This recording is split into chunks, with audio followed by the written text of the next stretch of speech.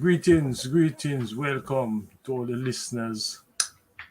I want to apologize for this late start. We said we'd start at 4 p.m.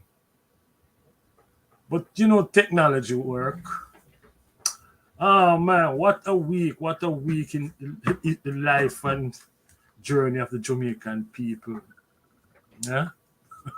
But before we get into that, I want to remind the listeners that if you want to know when we are broadcasting, like and love and share our website channel, which is Waterhouse Vibes. You can get to that via YouTube. I don't want to talk much today, because I wake up this Sunday thinking to be happy and nice. Today is my daughter's birthday. But while that is true, I also look at the Gleaner today and I look at the headline. And the foreign minister say Rattigan has no standing to file something in the local courts against her. Bro, I'm not sure what them people are doing now, but this has some far-reaching implication. If that is the case, where they're going to say a man from Waterhouse, born and raised at Waterhouse, now live overseas after getting his training and what, has no standing to file something in the court against her. I have some questions, but before we get into that, I have with me my co-host, Brother Rattigan. Ratty, how you doing, my brother? Yeah, Nita, everything good, man. Blessed Sunday, brethren. Everything good. I would say the same thing. You have a nice coverage in the Sunday paper on the front page. Alongside the goodly minister. You call her the minister or the minister? Which one is it? I don't know. You have to ask her which one. For the minister or the minister. Bye. But then something, Rattigan. Personally, as a man from Waterhouse, born and grew up Kingston, and what you and I and many others experienced in Jamaica, how you feel that this woman is saying to you, you have no standing? And I ask you that question, because I have some questions for the politician them.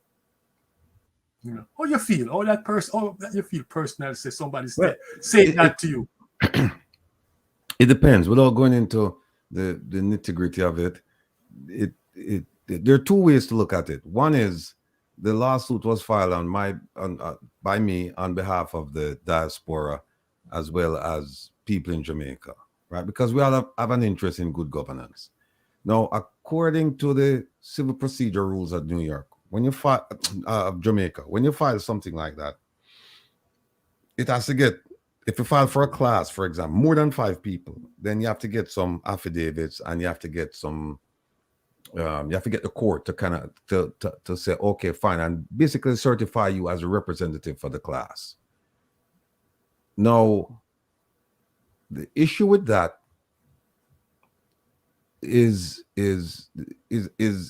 addressed by another rule in the Civil Procedure Act, and basically that rule says that if you have fewer than 5 people, then you don't need none of that. None of the other rules apply to you. And there's another rule that says if you did what I did, then at the very first hearing, which happened Monday, you can make a submission to the court that, listen, I want to amend the complaint, and a complaint is amended at the very first hearing, right? There's also another rule in the same Civil Procedure Act that says if you name a party that shouldn't be named in a lawsuit, it doesn't dispose of your lawsuit, right?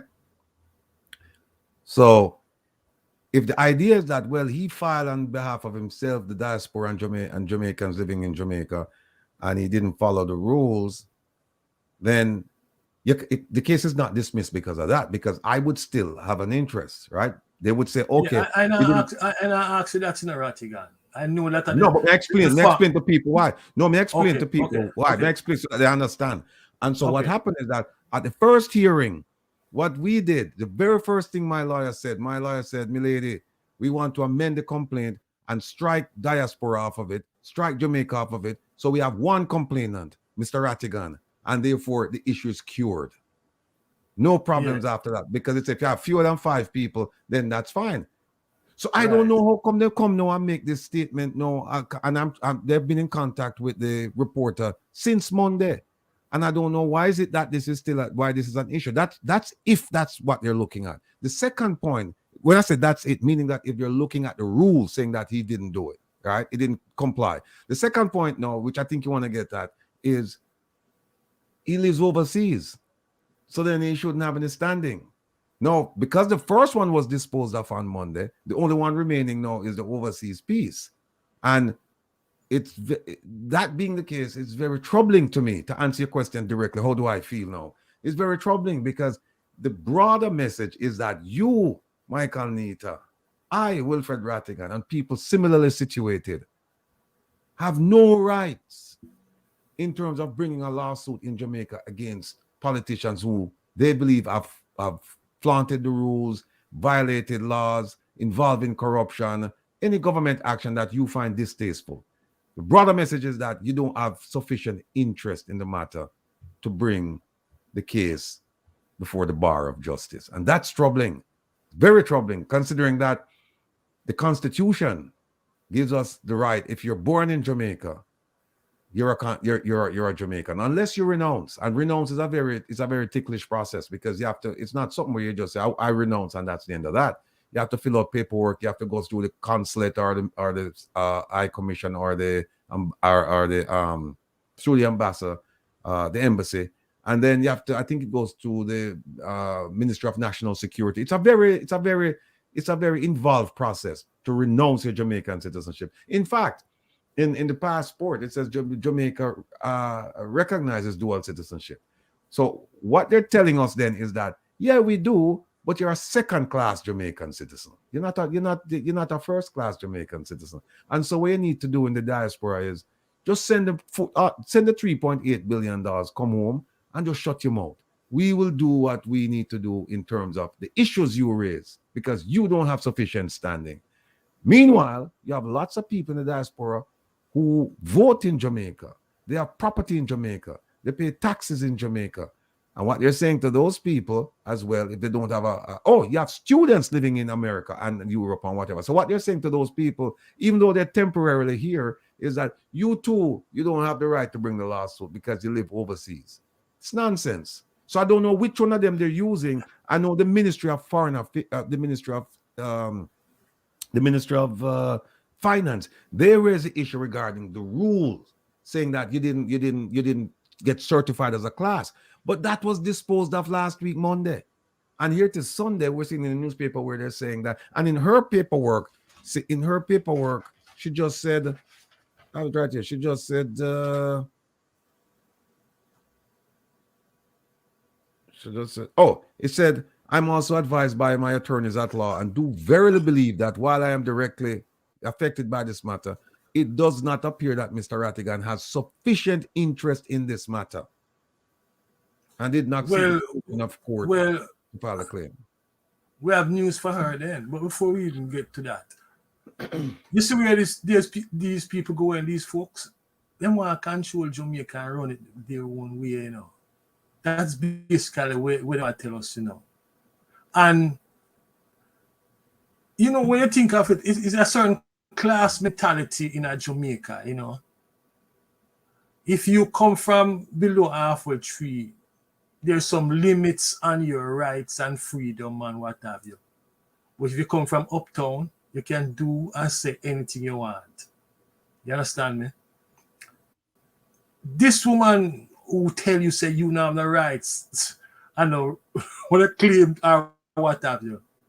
I inherit a lot of her progress, you know, come from inheritance, you know, by way of her father, who was an active member of the Jamaica Labour Party. You understand me? No, I know the sufferation that you experience in Waterhouse, which we all experience. True. And whether you overseas 50 years, nobody should not rise up with place limits on your rights and your certain things. Them people want to control Jamaica around a certain way.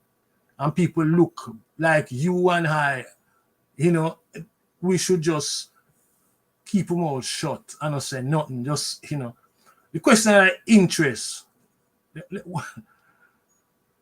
Are they saying that in order to express certain things or get involved in certain things, we have to be in Jamaica, we have to live and establish certain residence in Jamaica so that we can qualify as having a claim?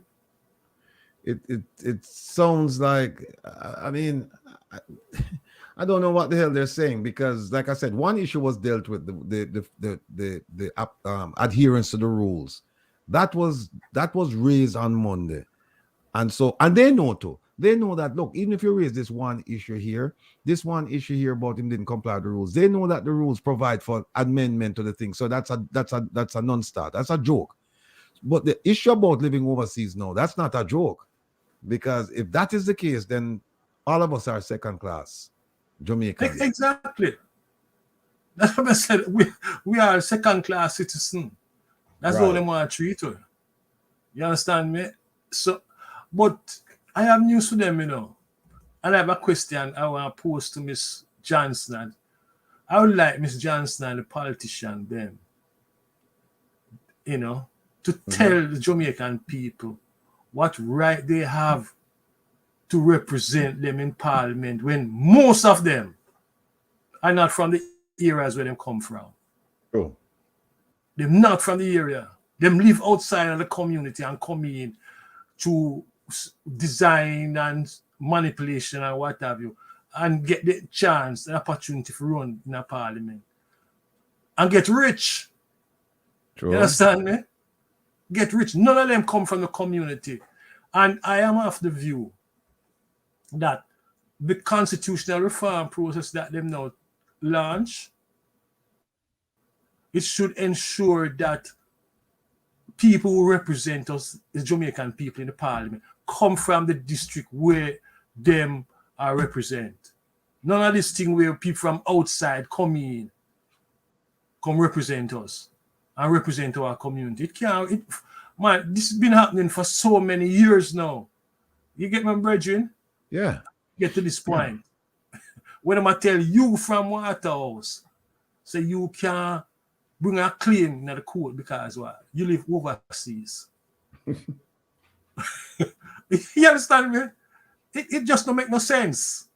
It makes no sense. How do you prove that, right, guy? And then keep in mind, this is the minister who's in charge of Diaspora affairs. Diaspora, yeah. How do I prove that? How do I really prove that? Say you have no claim.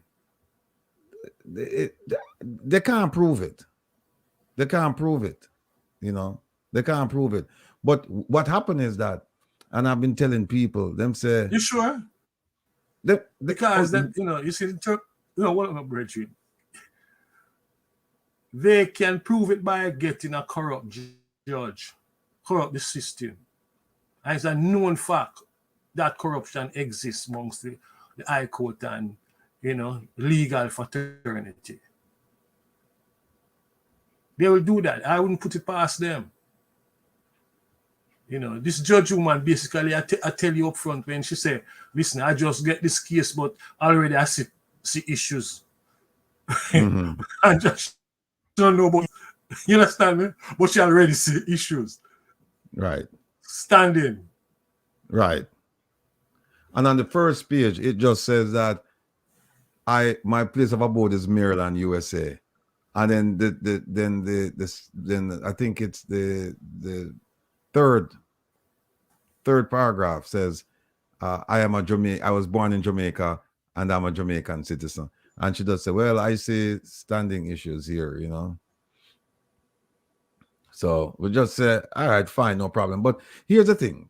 The thing is, no matter what the judge, what she does or what they do, At the end of the day, if the case is thrown out as a result of standing, then what's going to happen is that we just appeal. And when it goes to the appellate court and we lose there, then we just take it to the Privy Council, because we'll keep the pressure upon this minister, you know. And that is a problem. That is where I think there's a certain amount of hurt as far as people, our colleagues, their feelings. Hurt in the sense that they feel like, hey, if I'd gone after Chang or somebody who people deem to be corrupt, then that would be one thing. But she's supposed to be like the squeaky clean and one of the closest advisors to the prime minister. So when you do that, now it's like they must say, rotted. If you notice something, none of the politicians them come out in support of her so far, you know. Nobody. Because them know what they must say to themselves. They must say to themselves, if she's so clean, or the perception is that she's so clean, and this man can dig up all them things upon her. We think him out. So you what now?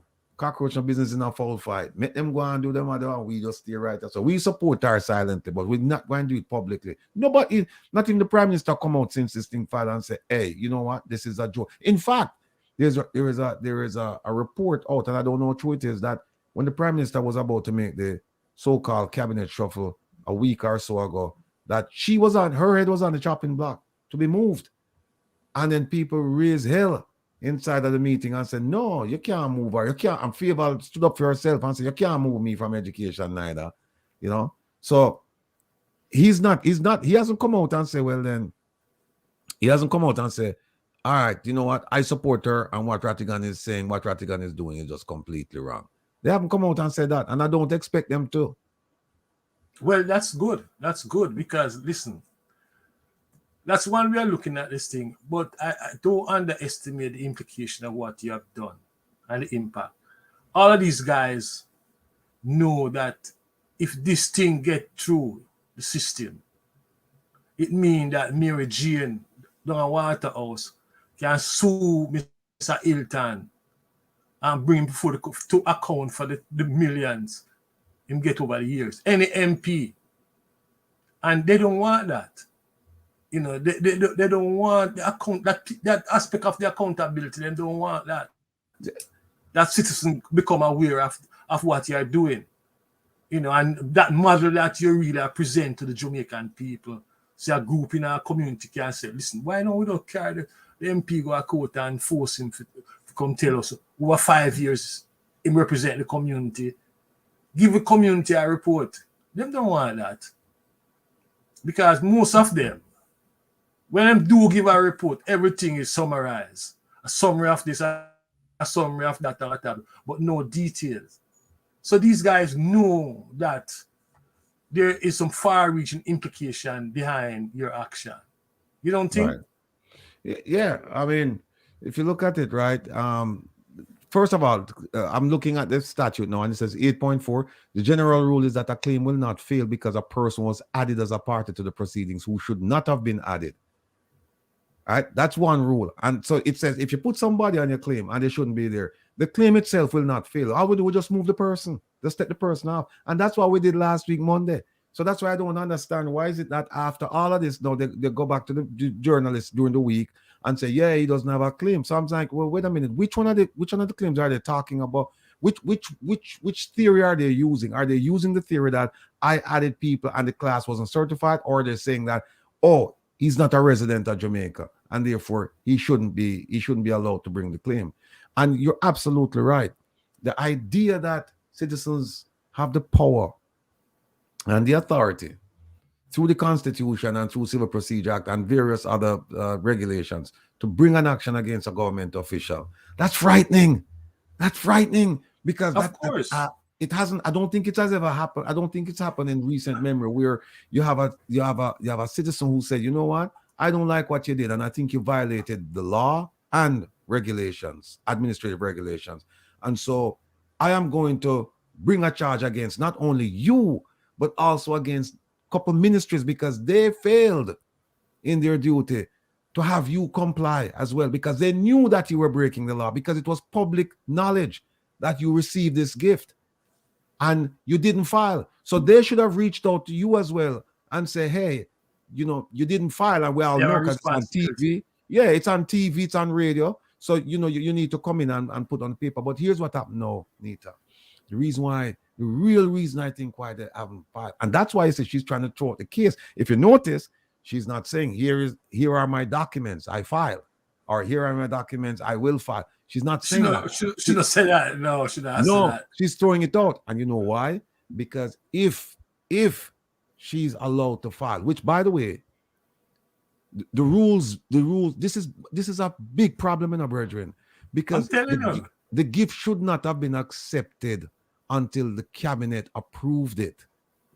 Right? Yeah. The cabinet did not approve it. The cabinet approved her candidacy, and they approved expenditures from the public coffers. But the money, the $99,000, that should have been brought to the cabinet and say, hey, they're giving us this money and we will accept it. And then the cabinet should have approved it. They did not approve that, right? So she can't claim that that money was a government gift, because if it's a government gift, there's a certain procedure it must follow. It must go through the Ministry of Finance, and it didn't. It didn't. So she has a lot of problems. Anywhere she turn right now, she say Maka joke you. But here's a key. Here's what she said. Yeah.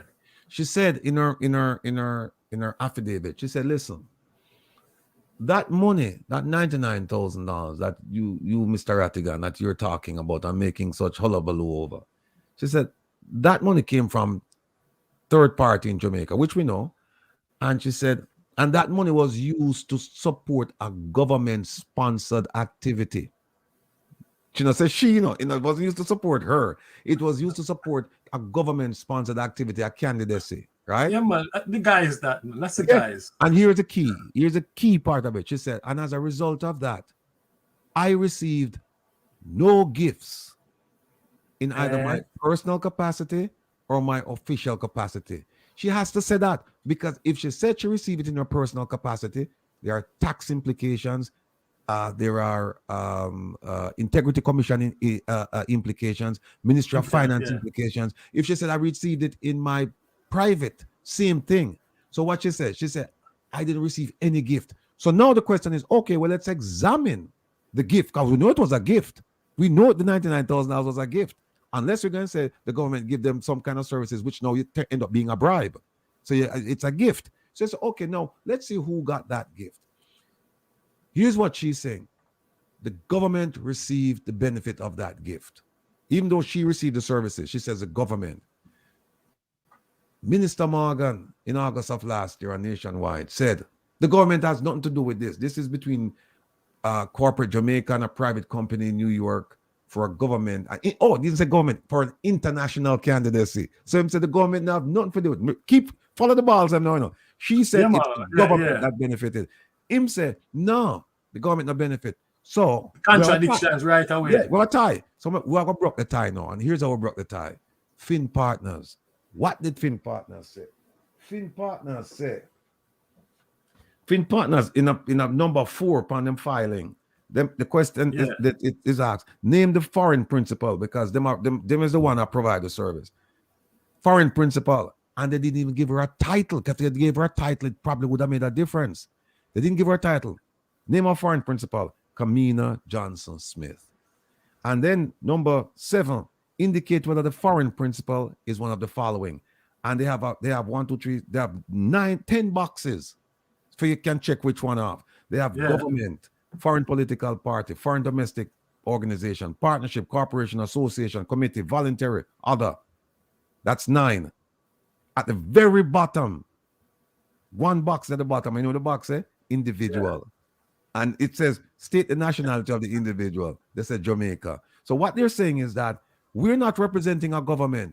We're representing an individual by the name of Kamina Johnson Smith, who's a Jamaican national. That's what they say. They have to say it because they're not going to play with the American laws. Yeah. They know so now you see how who get the benefit. You see how who benefited. Yeah. According to Fin. Yeah, and we know that's true because guess what? Like I said before, Christopherson, the Val Williams, Horace Jack, none of those people received the briefing. it was only one government official who received the briefing. And why did they receive the briefing? For an international campaign, for an international organization, not for a Jamaican organization. And here's another reason why Jamaica couldn't have benefited from it. When she said in our interview in June 7th of last year. Yeah. If she had become Secretary General, she couldn't show no special favors to Jamaica because she's there to serve 55 countries. Yeah. So she can't come and say, well, then you're going to load up Jamaica with benefits. And also the Commonwealth work. You can't do that because you have to serve 55 countries equally. So if Jamaica was entitled to a certain benefit, guess what? Whether it was Kamina Johnson or Baroness Scotland or whoever was sitting there, Jamaica would have gotten that benefit anyway. So Jamaica don't get no benefit from it. No, but except to say one benefit they got. Right. And the only benefit they got was the benefit to say that, oh, the Secretary General is from Jamaica. And does that put food on people's table? What would that do? How that benefit the country? Well, hear this now. The line that they use, government and whatever, is a common line people use when they want to get around certain things and mask certain things, I think most people listening to you right now, they're going to ask this question of, how did you come up on this case? Was it something you were observing for a while? How did you, of all the many cases out here, how did you come up? Because that practice, is a common practice amongst civil servants, When you go out and you come in and you put on a same government, this government, and nobody follow up, nobody now watched it. So the question is, how you come up on this individual case, Right. You must have been watching it for a while. Well, because you have to tell me, you have to disclose No, I will. And this is the first time. And I'll tell you what, it's a very good question. And I've never been asked that question. I've been on many, many programs going back to last year.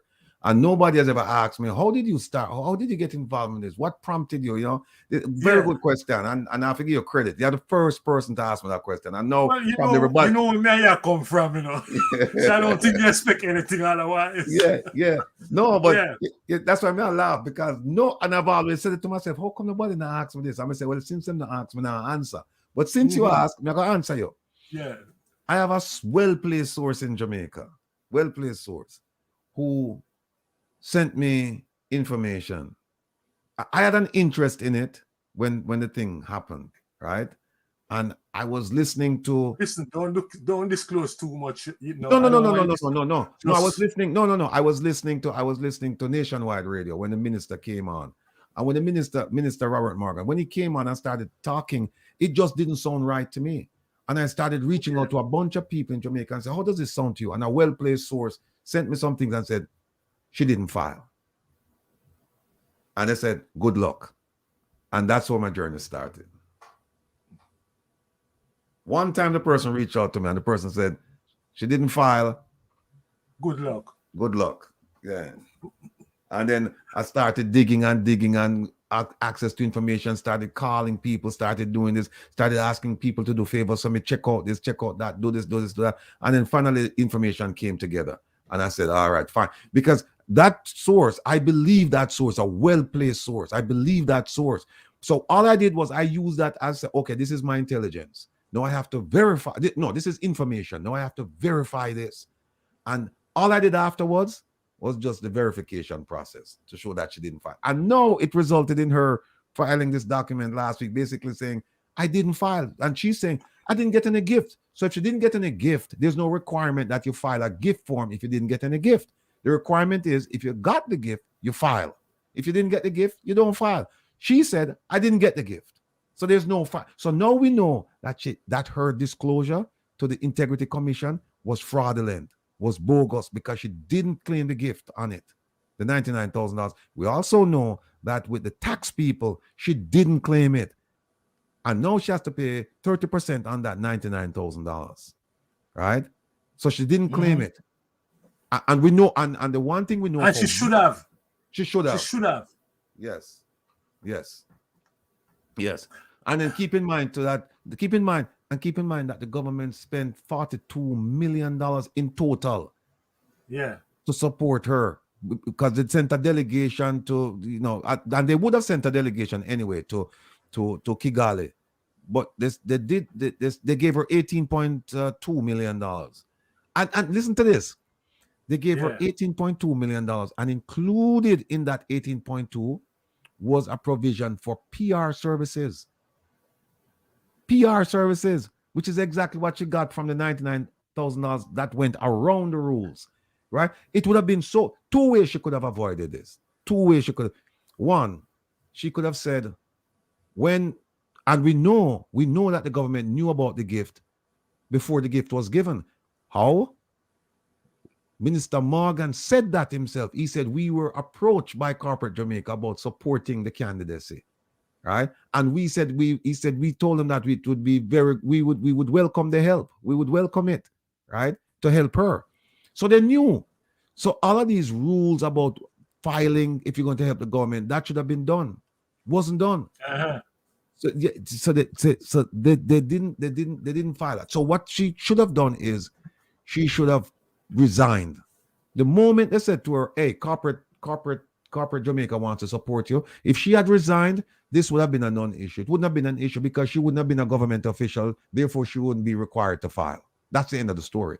Or number two, once the story broke, she should have come out clean and said, listen, you know what, folks, I now know that I saw it was an oversight, it was a mistake, and so going forward, I'm going to file and we'll take care of this. And everything would have been fine, right? But here's the thing. Here's why they're refusing to do that. First of all, the cart is before the horse, because she already get the gift and she shouldn't have gotten the gift without the approval. The second thing, which is most important, is now they're going to have to put on paper who gave the support, financial support, and in what proportion. Who gave what? Remember, they don't want to tell us who gave the money, because wouldn't it be interesting if you find out that SSL, crockery, a scammer, a drug dealer, or somebody with a cloudy past put money inside and the government accepted that without doing the due diligence? Because no due diligence was done. No due diligence was done. Oh. But you know, a corruption, you know, you see, why you really touch on, you know, where you put your foot into is the next corruption people, you know, the men and women who claim they represent us. You know, them just take over the state, control the bureaucracy, and just use it to advance their own agenda. You understand me, some brother? Yeah, man. Yeah, they use it to advance their own agenda. I agree. And now see them now them run up in you, because I know you're not gonna drop this one. Yeah. I know that. No. Here is something else. Here's something else that I want to explain again on your show, right? I have been approached by JLP supporters, representatives, what you call them, minions,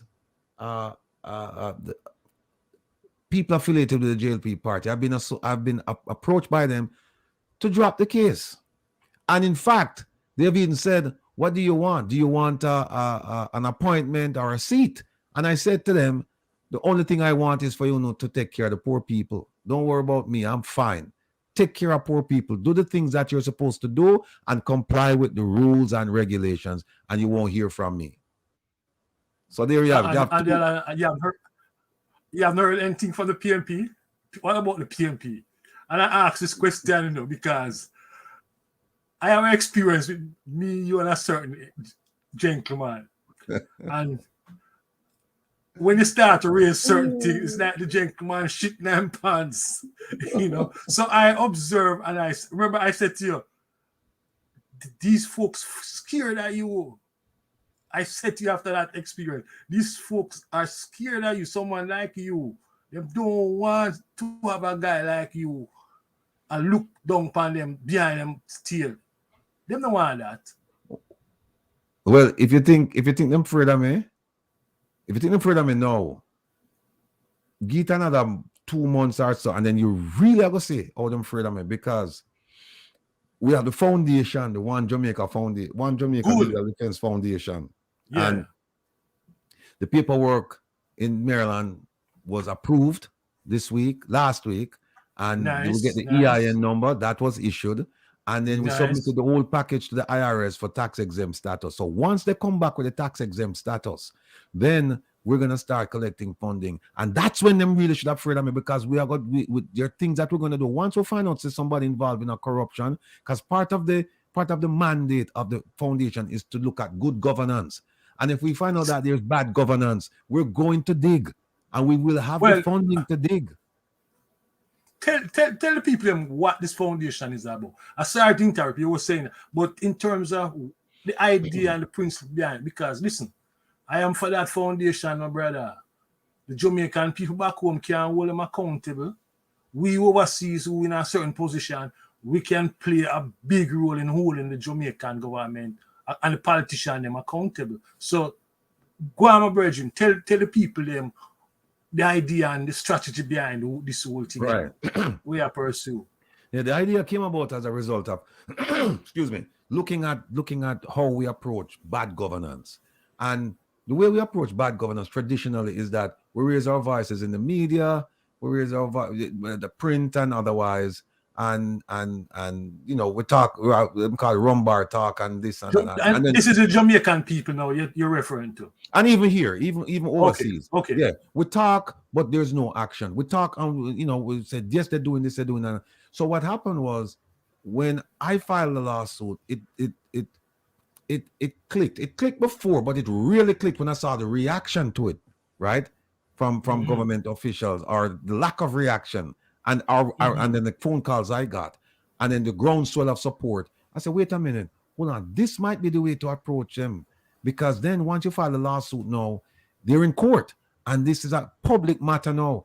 And not only is it a public matter in Jamaica, it's a public matter internationally, right? Especially when you start dealing with ministers. So the foundation came about as a result of that. And the purpose of it is this.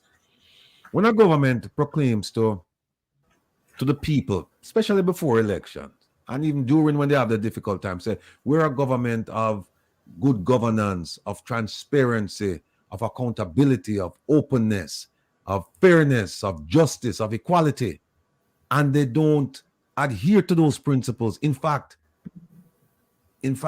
they abridge those principles to the detriment of the people, then you have no choice but to hold them accountable and deal with it. And that is exactly what this foundation is about. This foundation is about, okay, if we, like, for example, that foundation would support this lawsuit. It would support this lawsuit and lawsuits like this. So we would then find jurisdiction wherever we can find jurisdiction, whether it's in Jamaica or outside of Jamaica. And we know that for some instances, we will find in jurisdiction outside of Jamaica. That is worrisome to them, because they have no control over the judiciary outside of Jamaica, right? No, they're not control. Yeah, big problems, right? Yeah. So yeah, because in Jamaica, even if you want to take an objective view and say they don't have any control over them, they socialize with them. They join the same clubs, the kids go to the same schools, the same church, the same this, the same that. And, you can't rule out that kind of influence. But when they have to come to a foreign country now where they don't know anybody, then that's when they're going to really get objective justice. And you don't even have to think about it. So the thing is, we're planning to find jurisdiction wherever we can. We're also planning to do PR work. So we're going to hire PR firms. And if we need to, for example, the beach issue, right? My concept of it is that we do a commercial similar to what Sandals and all them do, but you show the other side of it. You show the white people and all of the people who can afford to on the nice beaches, and then you show the black people them now stand up at the gate and look on the beach and can't go on it, and then you make the stores them know, say, this is what's going on in Jamaica. When you come and you support a Sandals, this is what you're supporting. You're supporting beach apartheid. Right? These people, their ancestors died for this country, and yet still they don't have access to the beaches, but you do. So we do a counter campaign for something like that. Also, and you're going to like this part. This part you're going to really like. And that gentle person that you mentioned like this thing. We plan to have an investigative arm. So we will do background checks, and we will have those background checks. And when the background checks, we're talking about a person's complete lifespan. everything that they've done, their assets, their liabilities, their criminal history, their travel. With permission from them, with their permission, or You don't need no permission from them. No, okay. we don't need no permission from them. No, we don't need no permission. So we will have all of those things. And can you imagine how powerful an item that is, how powerful that strategy is? When now you can take them to court, you can do PR work, and you can investigate them. Can you imagine how powerful, when a politician hear about this and him know or she knows that they've been doing wrong, and them get ratted, them man, I got dig up my background now. And now, what they'll do to me, I don't know. You know, very powerful. Sleepless nights, man. Sleepless nights. So, And again, brother man, why you take on this road? Why you take on? Because can we have time? We have time. No, seriously. People must be wondering, this guy must be crazy or something, you know, because knowing Jamaica and the corruption and market, I'm all for it, you know. I support it because we need that sort of watchdog organization, because the politician them, and not just politician, but a lot of people down there, I get away with a lot of stuff. You know, and people are suffer. You know, the condition where them all the people are live right now, you know. It's rough, man. A lot of people are think so.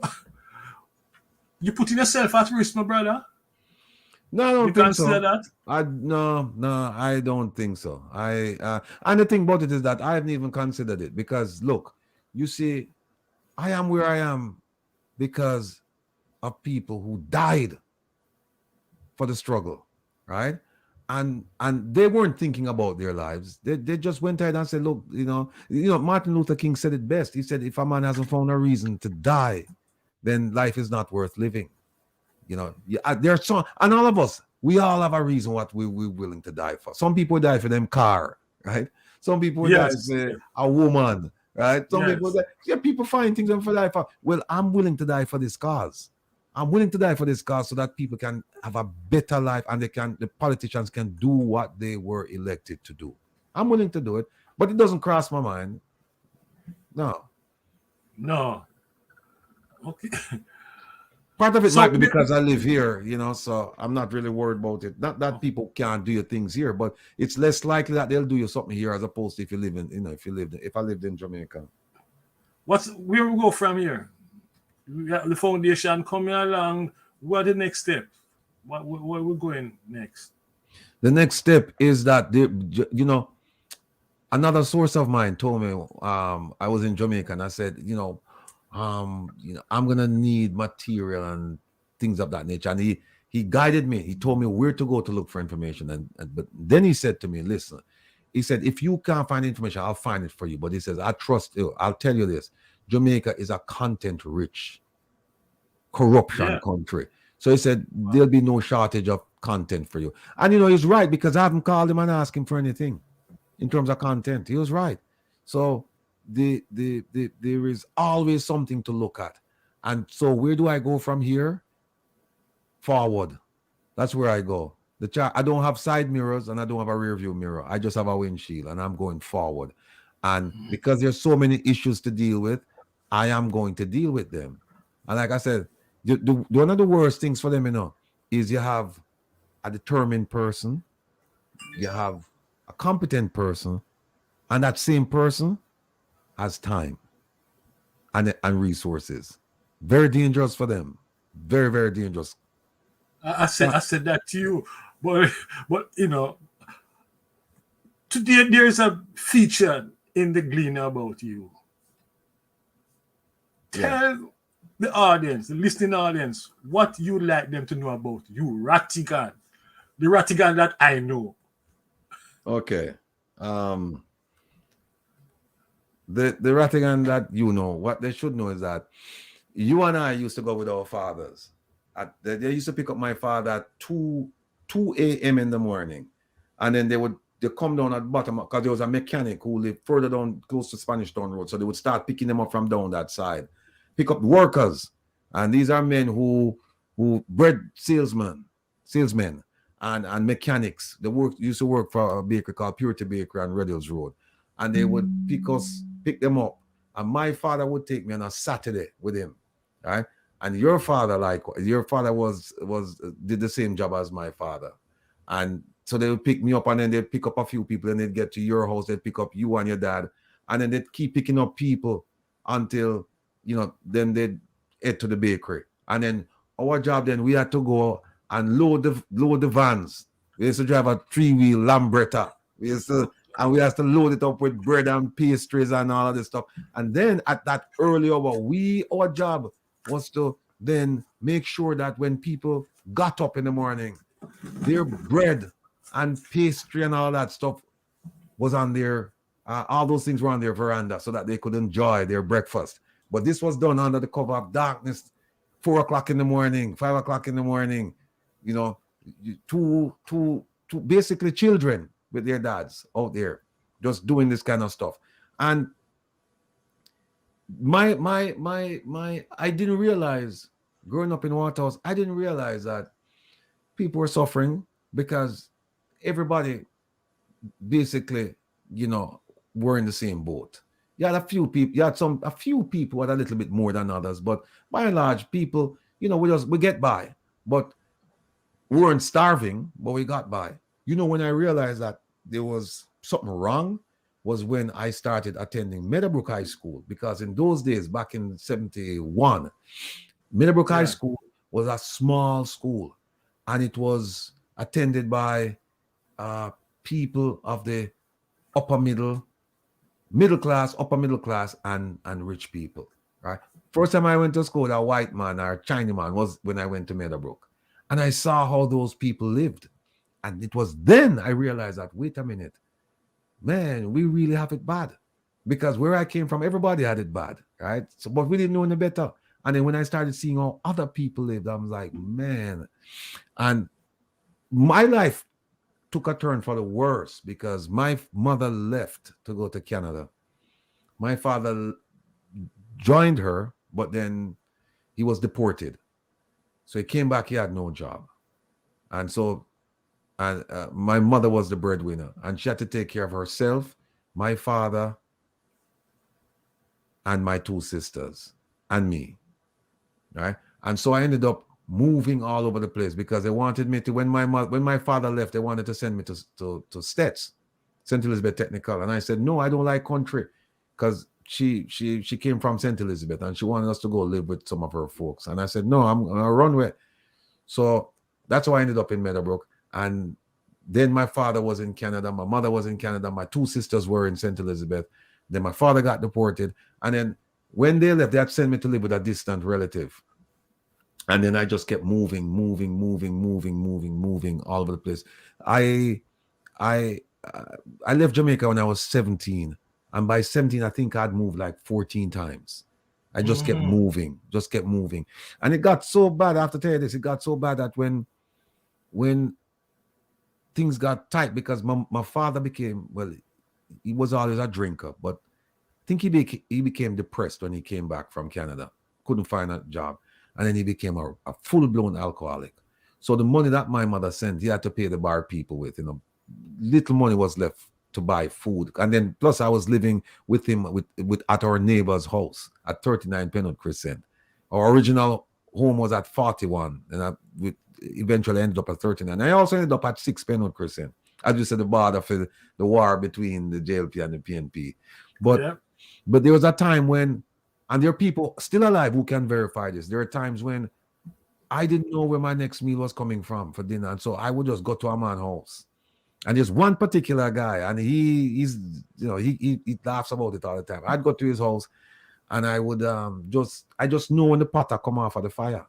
And I would just go there and just hang out and eat and things like that. And then when at dinner time, he would have say, hey, Ratty, you eat, you're going to eat dinner. I say, yeah, if you not give me some food. And he say, come on. And we get a plate of food. The next day, the time the pot again, I'm going to go around there and we get a plate of food. But what I notice with people is that the first day that they're offering you, very enthusiastic. Second day, not so enthusiastic because there's less food for everybody now, right? So Yeah, interfere now, man. Food. yeah. So what happened? I made it my business that you don't have I had a rule. You don't go to somebody else 3 days in a row, go ask for food. So I would then go find another house and then go to stuff for 2 days and do the circ, the circ. And then sometimes I would even end up going to Maxfield Avenue over a relative of mine and get some food over there and hang out over there. I mean, I was all over the place, and that's why I'm known by so many people, because I've lived so many places, and so everybody, I claim a little piece of everybody, and in turn everybody claim a little piece of me, because them say, yeah man, I know the youth man, them used to there, so, and me say, yeah man, I know the man because I'm used to there, so, and then when I came to America, it was basically the same, because I get the first time I had a room that I can say this is my room was when I was about 18 years of age, or 19. And that was when my mother rented a basement, a 2-bedroom basement. And it's just the two of us, because my mother was a maid in Jamaica and she was a maid in America. So when she would work for some Jewish people and she would sleep in. So I was by myself. Now, fortunately, the people who owned the house, the lady acted like a watchdog to make sure that, I didn't stray. Because she would tell my mother, saying, bring woman in last night and bring them a friend. Yeah, things like that. But when I first reached America, brethren, I thought my mother had a place and everything like that.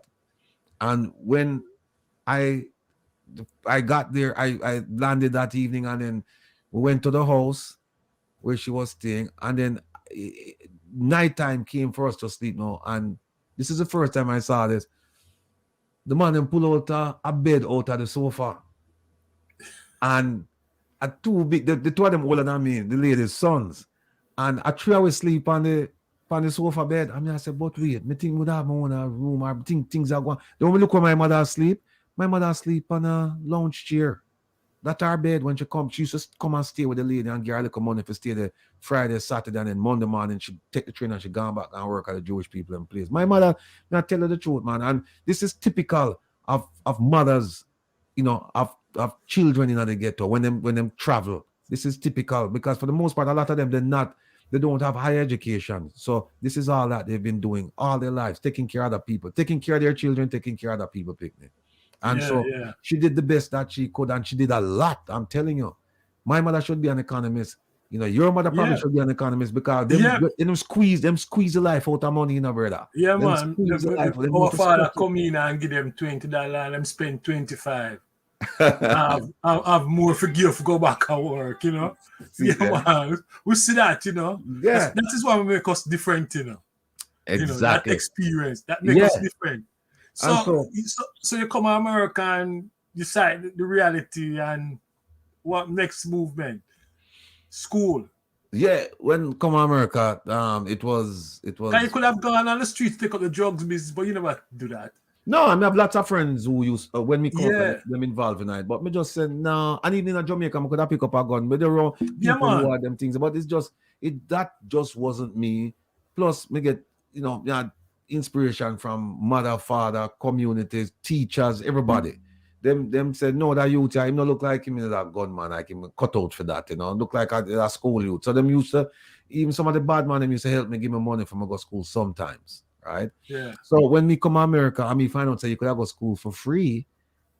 Because when I was in Jamaica, them say if you want to go UWI, you have to apply, and then you have to compete with all of the Caribbean islands and with the GCE. And so if you don't get it, you have to wait the following year. You have to wait, because that was when education was free on a Manly. So them say you have to wait or you pay. No, we couldn't pay, right?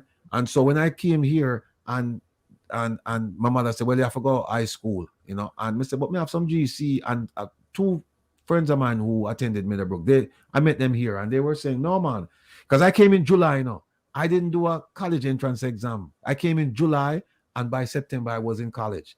And the guys, them said, no, man, you can apply and use a GC. And then them said to me, the government pay for you for go to school. And I said, said to the guy, when you start next year? And he said, no, man, you start this year, man. Financial, no, man, I lie, man. I said, July, no. Them said, when you start? Them said, September. I said, we not for wait. And them said, no, you just go. And that's how school started. And I went to a school, John Jay College of Criminal Justice, because I had a friend who was going there. And that was that. School, football, woman, and that was my life. And just constantly I move around because we didn't have a place when I first came here, like I said. So I was moving between Brooklyn and Queens. I had a relative over in Queens, so I'd move over there, then I'd move back to Brooklyn, and but you do what you have to do. You just do what you have to do. You do what you have to do. And then it worked out for me. Lots of people it didn't work out for. Lots of the people I used to hang out with in New York, them dead. Or them in prison. Yeah. A lot of friends, we have lost a lot of friends. Yeah, man. People we know who tried the other road and them return, But I'm glad that you stay on that part there, because I'm familiar with that journey, I'm familiar with that journey and what have you. And I'm really, honestly, I said it to you before, and I'll say it here again. I think you should be the MP for Waterhouse for the whole West St. Andrew. I've been saying that to you for the longest while, I don't know the PMP to draft you yet. And I said the PMP deliberately, because I think you'll survive in the PMP, You won't survive in the jail. Less corruption. Well, it's not so much less corruption, it's more enlightened folks. Okay. More enlightened folks, because when you listen to what Kamina Johnson, when you read what she said, in this article, so she reached out to some. Well, let me say this before I say what I want to say. Bustamante did say selfish better than education. Remember? Mm-hmm. When they make them statement here, they might target certain people, certain ignorant people who will get riled up and say, that boy they are this gumpy and the boy they are this. You understand me? Them start to reach out to that element. And you have those forces, the element who will quickly, they will quickly come running up in their face and say, this the minister. You should not do this now, what have you, Right. The PMP, less so. You still find that, but there's room for debate. You can engage in a discussion within the PMP without having to think about why I have to watch Made Black. So I'm waiting for the PMP to recruit your brethren. And I shout out from the hilltop that you should be the MP for the year, yeah. You make some people upset, man. You make some people upset. Some people might get mad and what have you, brethren. But listen now. The fence that you post, those zinc fence you post up behind you there, that is real, That is real. That is what people use to create a sense of security. Them regardless of all the fence, sense of security. This is my space and whatever. That is real. That is security and privacy here. You understand what I'm saying? You understand what I'm saying? That's real. Miss Johnson not come from them place there. She don't know about them shit there. How much of the politicians them know about that? How much, honestly, think about it. How much of them know about that? Not very many. Not very many. And them want to tell you, say, standing and you have a claim. Say something wrong. Honestly, think, there's something wrong with them people who administer the state. Something definitely wrong with them, Yes. But the thing about it is that, and it's funny you mention that, because you have some naysayers, you have some people who say, like you said, why am I this the minister? And why am I do this? And him do this because he never get the police commissioner job and him bad mind and all of that. And so what I said to them is that, okay, let's just say that I didn't get the job, and let's just say I'm bad mind. I'll give that to you. No, let's look at the facts. Is there a problem with corruption in Jamaica? The answer is yes. Should we do something about it? The answer is yes. And then I turn to them and I says, what are you doing about it? No answer. I say, you know what I'm doing about it, regardless of my reasons. You know what I'm doing about it to end the scourge of corruption. But what are you doing about it? Instead of criticizing me, you need to join me so we can end this, so that our people who still there Jamaica, and people who will go back to Jamaica to live, that they can go back to a paradise that's safe and secure, that's healthy environment, that's economically attractive, right? You can't go back there because a lot of Jamaicans, them come abroad, and we know them come abroad for one reason, two reasons: education and economics. We know that, but once they make the money and them want to go back home. A substantial amount of the people living here would love to go back home and spend the rest of them days in Jamaica. A lot of people, but they can't do it. Fear. So fear and corruption and all this stuff. But no, so the conversation ends when I said to them, what you're focused on? You're focused on the messenger. You need to focus on the message and the action. Because it's not just a message, it's also backed up. The message is backed up. The message is stamp out corruption. The action is we're going to take you to court. We're going to embarrass you. We're going to go to the US government, the UK government. We're going to petition them to do certain things. We're going to do a background on you, and if need be, we're going to make sure so them lock you up, right? For use the American banking system or misspending funds or whatever.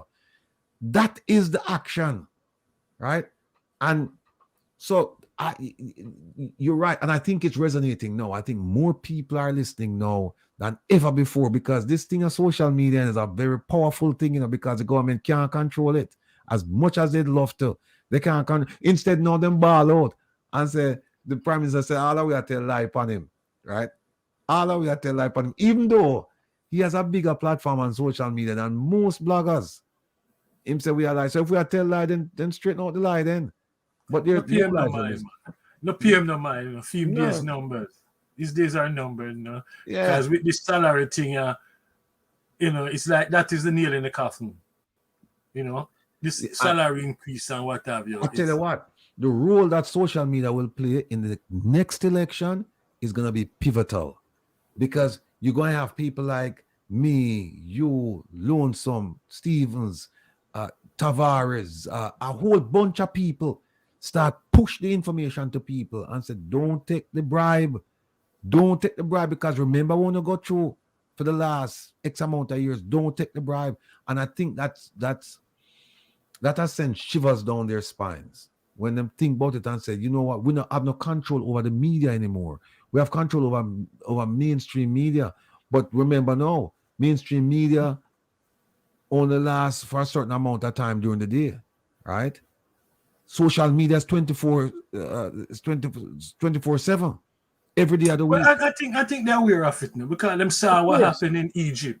They saw what happened in Egypt. But my question to you is, how can the diaspora, what role can the diaspora play in terms of getting this foundation up and running? What role can we play, the diaspora?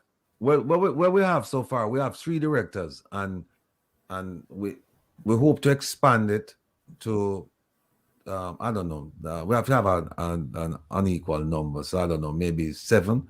And we need representatives on the board from the population, the Jamaican population density areas. So we need people on the board from America, the UK, and Canada, and Jamaica. And Jamaica important. Right, we're going to have maybe we'll have 7. Maybe we'll have 2 from the US, UK, and based on the population size, US, UK, and Canada, and 1 from Jamaica. So we'll have 7. And then what will happen, the way it works is that issues like the issues we're discussing, like Kamina Johnson-Smith's issue, those issues will percolate to the board of directors level, and then they'll decide what they're going to fund and how they're going to fund it. And then once they decide that, then they'll just hire the people. Some people will be on what do you call it? The name just slipped me. Like you put the money and they withdraw as they go along. I can't forget it because we do it all the time. But anyway, so we'll have law firms, investigators, analysts. We'll have access to all of those people. And one thing you should put in place is you should make sure that if people want to support you without showing them face, it is possible. Because a lot of people, given what is happening in Jamaica right now, I doubt anyone, not many people want to come be upfront in an endeavor like this, so people can make donation without revealing themselves. Is that something you're thinking of? Yeah, because the only reason why the reason why we haven't launched it yet, because we have launched it in Maryland, it's approved in Maryland, is because of the tax issue. A lot of Americans will give more when they know that, okay, I can write it off of my taxes, right? Yeah. Because they don't want to Yeah. give money, and they don't want to give like a $5,000 and know say, well, then them can't write it off of them taxes. But if they give it to you, if they give you that money, they can write it off, and that's the attractive piece to it, the tax piece. I mean, they're going to give you because they're motivated to give you, but they'll be even more motivated when they know that they can write it off of their taxes. So that's a piece that we're waiting on, and then once we get that, then we're off to the race. Now, I must tell you that there are people in Jamaica who have contacted me and said, "Listen, I want give my $100 in a party. I want," including JLP members, They've contacted me, well-known JLP supporters. They've contacted me and said, "Listen, when it starts, let me know so I can just send you my $100." So if you get Jamaica, if you get 10,000 people from Jamaica, you're $100. You're all right. You're all right, because you only need 90,000 from the diaspora, and you're going to get your 90,000. And not only that, so like I said, some people they won't give you 100. Some people will give you 1,000. And some people will give you $20,000 because the tax law permit Americans, individuals, citizens, right, to make tax donation up to $20,000 annually. Right. So that's cool. But again, I'm all for it, my brother. Jamaica needs something like this, Jamaica really needs something like that. But I worry that you're the only voice out in the wilderness, and the lawyers. Yeah. No, I'm not. I'm talking about legal, legal professionals, legal professionals, because when you do something like this, I'm wondering all the lawyers back home, how them feel, knowing that they could have gone to the court and call upon the minister, and they haven't done that. They haven't done that. Somebody said to me today, they said, you know what you've done? A very, very well-respected and well-known businessman called. He was the first person to send me the article this morning at 6:00. Yeah. And I called him and talking to him, and he said, "I'll be honest with you, He said, "You make us all look bad, and for good reason." Because he said, "Listen, you are so far away geographically and politically from the issue. We are so close. We're here. We're the ones directly being, suffering as a result of this. Yeah. And yet you're the one who has made it. You're the one who you're the one trying to hold the government accountable in court." Through the system. Yeah, through the system. And him say, why is it that people down here didn't do that before? Why is it? And him say, yeah, you make way. Him say, we look bad, but we look bad for a good reason. We look bad because we should be doing it and we didn't do it. And thank God that you saw the opportunity to do it and you seized it and you did it. So hopefully now it will inspire people. But now what we're saying to them is that, instead of come up with the money to file a lawsuit against them, right? Just send your donation to the foundation and send us the information you have. We will take it on. I'm telling you, this government, they're so afraid of public attention. Because you know why? No, let me correct you, my brother. Let me correct you. I think the entire political class in Jamaica is scared of you. You scared of shit. Man, you scared these fuckers, man. Let me just be straight up with you. And my listeners will agree.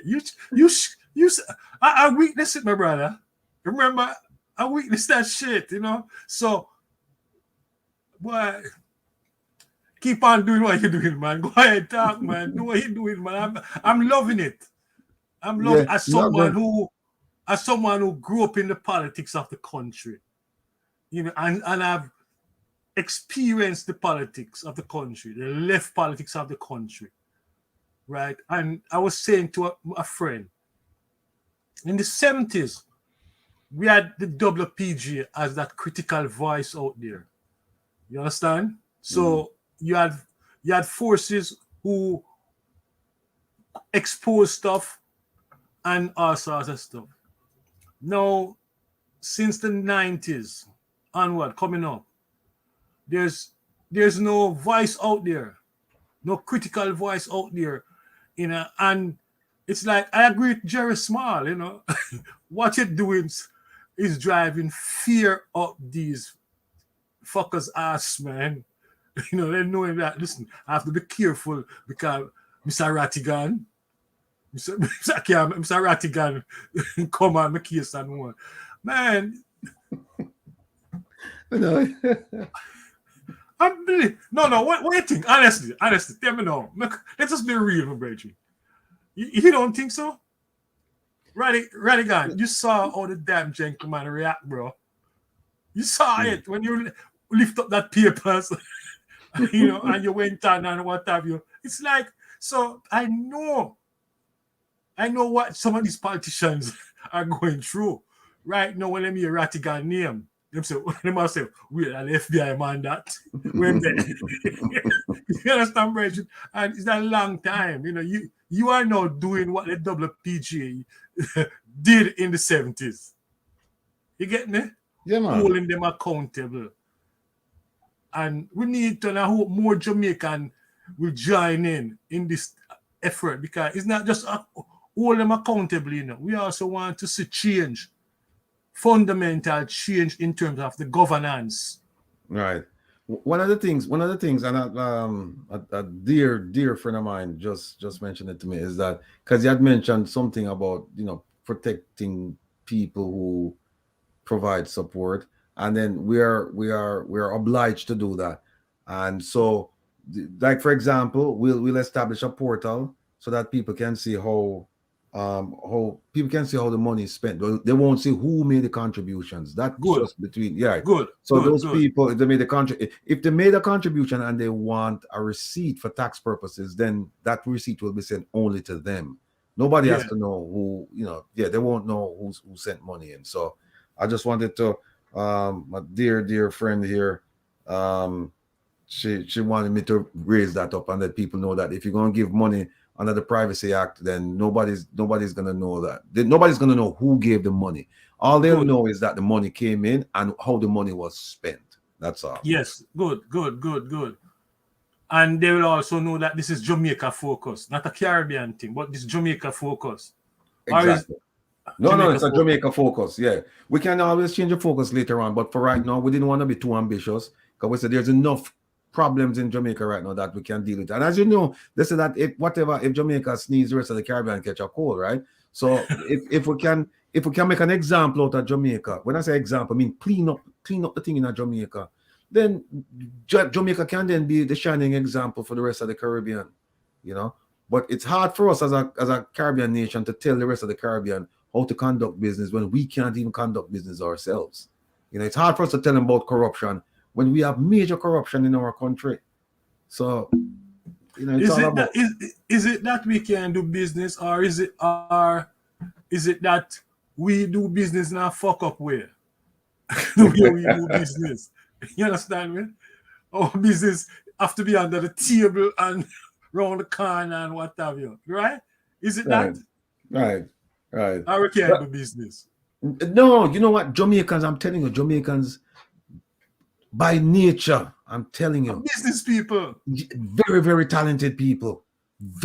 Even the criminals, extremely. If they would apply, their criminal strategies to legal businesses. And you've heard this many times. Boy, if man, he just apply himself and do a legal business, man, that be a multi. You hear it all the time. I mean, the way we think and our approach to things, Jamaicans always approach things as if, no man, nobody has done this before. Well, we are gonna start it then. And if somebody has done it before, we are gonna do it better. You know, Yeah, that's yeah. innate in Jamaican. our, that's Yeah, on our that's DNA. true.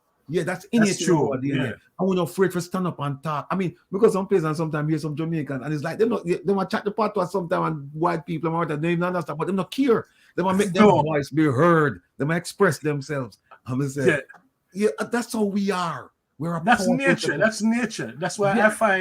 I find, Camila Johnston and others, them all them act this, them sort of weird, because if them really are represent the people, them should know the people. Them should know the people and know, say, listen, you can get away with so much for so long. At some point, it is going, as them say, Jamaica have an expression where them use, say, something about, I can't remember the exact, but it has to do with do things in the dark and come out in the light. Right. You understand me? So I don't know. And one of the way they do things in the dark is by using that statement, government benefit. It benefit the government. That's what they use that statement throughout the whole thing to protect themselves. When in fact they are the ones getting the benefit. Exactly. But just by saying government, they don't have to pay the taxes now, what have you.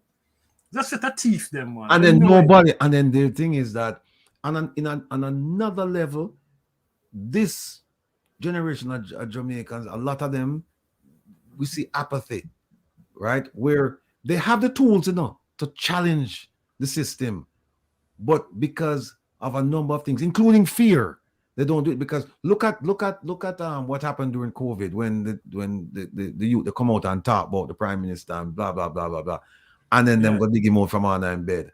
And yet still them have a top 200, and them can't find none of them criminals upon the island, right? The small island, them can't find 200 people, but them can't find a one man there. And how many times have you seen people come out in the public and made utterances against the government, particularly the prime minister? And then within the next day or two, you see him give an apology in a police station. But them can't find the people with them supposed to. So they people don't are very want to. fearful. Yeah, people are very fearful. And then times tough, brethren. Look, we have a whole heap of clients, and a lot of them are pro bono. Them can't afford to pay for the work. Them come across the southern border. Them risk them lives and borrow money. Some of them borrow money to end up leaving Jamaica, right? Yeah. And come across. And people don't run from things were good. People don't run. No. People don't run. I think right now, under this prime minister, I think a greater percentage of Jamaican people leave the island under this administration, looking to get to America. It's rough for people out there. Well, somebody could have made the argument that Anna Manley, when the democratic socialism movement started, that a lot of people, but there was a lot of rich people, a lot of well-to-do people, they left because they felt like, this would affect them negatively. And so they left after they moved to Miami. You didn't have a lot of poor people who moved because of democratic socialism. You had a lot of middle class and upper middle class and rich people leaving. Right? But no, is the reverse. You have a lot of poor people leaving because they can't deal with the stress and the strain of ordinary day-to-day economic living. Them can't find food. And so them just, me have clients down in Jamaica who ask me right now, I say, boss, no get the money, I'm going to run across the border, right? And them ask my opinion. I say, no, I can't give you no opinion on that, You have to make that decision between you, your family, and your God, right? I can't instruct you as to do that. However, when you get here, give me a call. If you get here, that's what I said to them. But people are run because of the economy right now. It's funny because the exodus in the 70s, you had the well-to-do middle class people who comfortable, not even well-to-do, but middle class people who ran in and up. Now you have poor people now who are run. Me no see no upper middle class people come through the southern border. You know why? Because them have visa. Them can come in and do them shopping and do what them have to do, and them fine. I don't see that. But the poor people who struggle. All right, Nita, think about this. Think about this for a second. You raise the minimum wage from 7,500 to 9,000, right? And then from 9,000 to 13,000. And now you have helpers, aka maids, who are being told that, listen, I cannot afford you to pay you 13,000 for the week. So I need you to come Monday, Wednesday, and Friday. And I expect that you're going to do the work that you don't do Tuesday and Thursday. And Thursday. Yeah, you're going to make up feet Monday, Wednesday, and Friday because you're going to do the same amount of work, but you're only going to get 9,000. I can't pay the 13,000. And we might say, well, that's wicked. But look on the civil servant part of it. So a lot of them get an increase, but the disposable income is less than what they used to have because they put them in a different tax bracket. And when name Knut Thompson, professor from UA, he came on the program and he explained all of that. He has a chart. And he said, Minister of Finance Nigel Clark said that nobody will be worse off. And he said, I can show you a lot of people worse off. Now, picture this. You making more money, but you have less disposable income, and now you have to go pay $4,000 more to somebody at work at your house. Right? You barely could have paid them the 9, and now you have to pay 13, and you take home less money. It don't make no sense. The tax structure don't make any sense. The way they structure the taxes, that is what he's saying, right? Yeah, it doesn't make any sense. So because he must say it not trickle down to the middle class and to the poor class, because what happens is that the middle class cannot afford it. The middle class cannot afford it. So somebody who used to have 2 helpers, now they have to go just deal with 1. And guess what? No, that 1 helper they have to go work like crazy. Honestly, I wonder when Jamaica going to Europe, when the people going to get up and start demand certain things. I wonder because it's heading in that direction, you know. Right. Where them people are sucking blood, people and blood, you know, it's heading in that direction. One day the people going to rise. You know, them going to rise, and it's not going to look good for some. Well, you know, because the vengeance, the bitterness and all of that stuff, you know, Jamaica is a tough place, bro. Yeah, tough. If you're not a connection. Yeah. And then people, and here's the argument that I debunk and dismiss. When people say, well, it happened over here, so, and it happened in America, and it happened in Mr. to them, so hold on, let's narrow the focus. What are we talking about? We're talking about global economy, or we're talking about the local economy of Jamaica? Because if you want broad the discussion, that's a subject for a different day. But as long as you're talking about Jamaica, let's just keep it at Jamaica. Let's just look at what's happening in Jamaica. But when they say, well, it's happening in Ethiopia, and then try to make it seem like, well, you shouldn't really complain too much because other people have it difficult elsewhere. You tell that to the man who can't put food on the table tonight. Tell him, say, hey, you know what happened? They have a place named Africa, a continent named Africa, a country that they name Burkina Faso or whatever. And a man over there not have no dinner tonight. So, you know, you're alone. So, you know, just take comfort in that. That is, you're not the only person. Him don't want to hear that. And him shouldn't hear that. So, I resent that when people start making comparisons to Jamaica and say, well, then, you know, the suffering is happening elsewhere. And because one of the reasons is that I say, well, it doesn't have to happen. It didn't have to happen, and it doesn't have to continue happening. Because we have so many. You know, it doesn't have to. You know, we have so many resources, so many talent, but guess what? We have a bunch of thieves who sit at top, you know, and just suck everybody dry. And while doing that, if you observe, you know what I see happening in Jamaica right now? Family clans. If you look at what is happening, you know, family clans. Pernell Charles and Bruce Golding, you know, Pernell Charles and Bruce Golding, they're related, you know that? I didn't know that. Yeah, Pernell married to Bruce's sister. Okay. They have 2 kids in the parliament. So that is one clan, you know, the Charles clan. Now another clan is Douglas Vaz and his wife. Okay, the Vaz clan. Next clan, Andrew Holness and his wife. 2 sit in the parliament. And if you'll find more family connection there. But let me ask you a question. Are the Samudas related, the outgoing and the young one? Yes. Samuda clan also. You understand me? So you have the Samuda clan, the Charles clan, the Vaz clan, Wellness. and they are, man, they're looking fatter and fatter every day. But yet still, they are the same one. You see that they use the pen to rob the Jamaican people. They use a pen. Yet still, they are the same one telling young people that they mustn't go look at food. You understand me? When they have no other option but to look at food. They are the same one telling them. So I say Jamaica is going to Europe at some point. Jamaica, Europe, you know, because the security down there, the poverty and the frustration drive a level of fear, you know, and the cost of security down there is so much. I have a friend who operates an entertainment venue on the North Coast. And when I learned of his security budget for the event, I was like, man, in 1 year, it's like the budget double. You get me? The security costs. So Jamaica over Europe in bridge. You don't think so? You know, we had a discussion in this vein last night, and they were saying that they call it critical mass. But yes, then I was heard asking, Jerry was.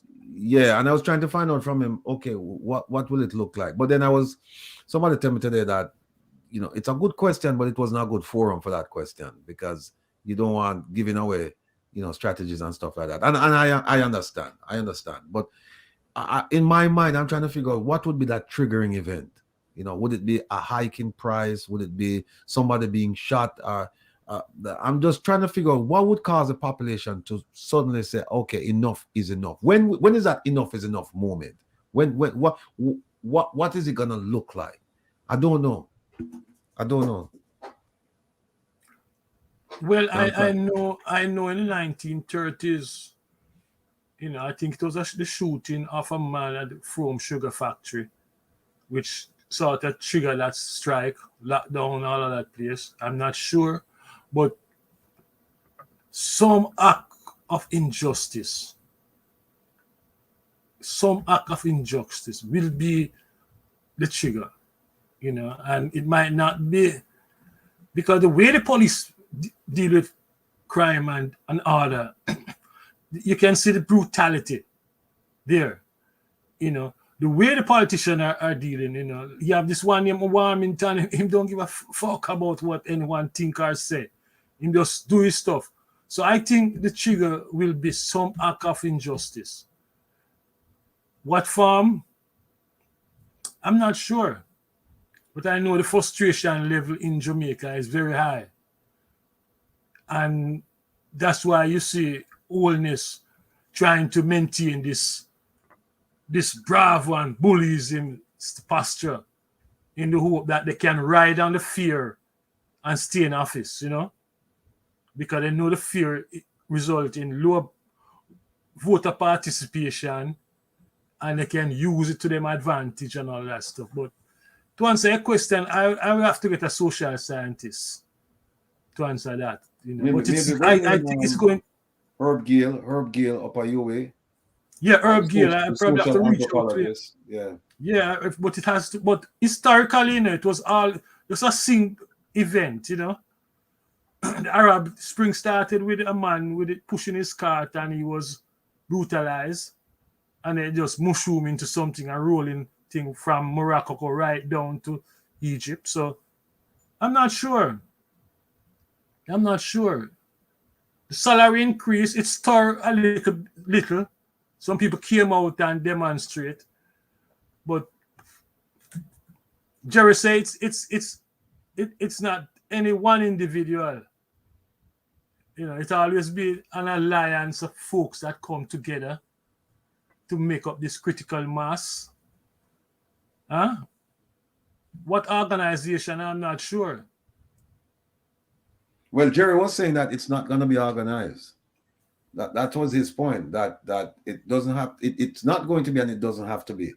It could be just a general a general dismissal of the government. People just say no, enough is enough, and it just happened, organically. That's his thing.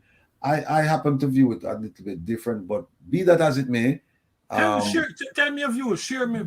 Tell me what you think. You say view it different. No, I think, and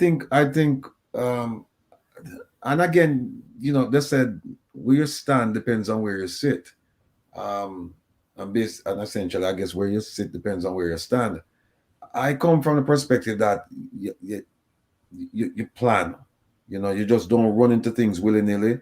You plan, and then you have your plan A, then you have your plan B, and even if necessary, you have a plan C, right? And then you what if, but you can't what if things to that, because if you what if, then what too long, then there's inaction, and you don't need that. But then you need leadership as well. You can't have people looking around like, who's going to lead us? You need some kind of leadership, and it doesn't have to be one person, and it doesn't have to be one organization, but you're going to need some collaboration and some coordination, some organization, because otherwise it will be chaotic. And the critical mass, I'm thinking when it says critical mass, could critical mass be the election, where people just say, all right, you know what, enough is enough, we'll get rid of them? Could that be critical mass? I doubt it. I think a critical mass, from what Jerry's saying, Jerry's talking about an organic sort of movement rising up from amongst the people. And I think he's saying that because those of us who involved in the left politics of the region, we have tried organization. We came forward with that notion about you need to have a vanguard group and critical mass of people steering the stuff. It has proven dangerous, because we saw what happened in Grenada with the organization, and once they get power, the New Drill movement, once they got power, then power became a source of conflict among the ranks. So I think Jerry is looking forward to a more organic thing coming from the bottom up. You understand? People from different spheres, whether in the citizen associations, in the church, just coming together spontaneously. It's hard to tell. I'm not sure. I'm not sure. Yeah, his point was that don't look for it to be scripted. Never. Yeah, he said don't look for that. It's just gonna happen, and when you see it, you'll know it. It's just gonna happen. It's like one of the famous Supreme Court, U.S. Supreme Court cases when they were talking about pornography, and one of the judges said that I can't define it, but when I see it, I know it. So it's like one of those things where he's saying, I can't define what critical mass will be like, but when you see it, you'll know that it's here. Herba call me. Yell him up for me now. Once.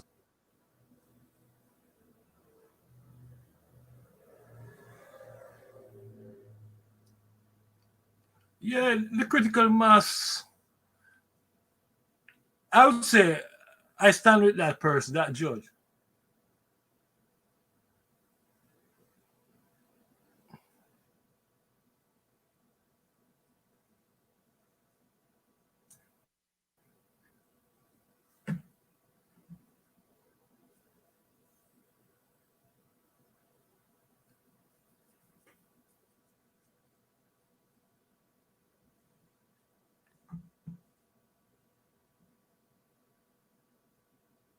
Yeah, I'm feel you up, Yeah. The critical mass,